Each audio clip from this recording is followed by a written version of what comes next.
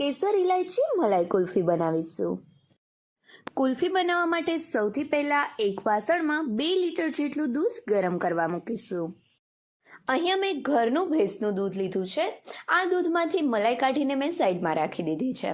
તમે ઘરના દૂધની જગ્યાએ બહારનું પેકેટનું દૂધ પણ લઈ શકો છો। જો તમે પેકેટના દૂધનો ઉપયોગ કરતા હો તો તેમાં થોડો મિલ્ક પાવડર ઉમેરવાનો રહેશે।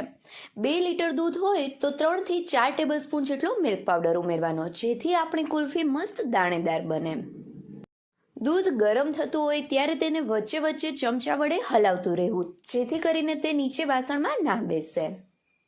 દૂધમાં ઉભરો આવે ત્યાં સુધીમાં આપણે એક બાઉલમાં થોડું કેસર લઈને તેમાં 2 થી 3 ટેબલસ્પૂન જેટલું દૂધ ઉમેરીને કેસરને પલાળી દેશું। દૂધમાં હવે ઉભરો આવી ગયો છે અને દૂધ ઉકળવાનું હવે ધીમે ધીમે ચાલુ થઈ રહ્યું છે।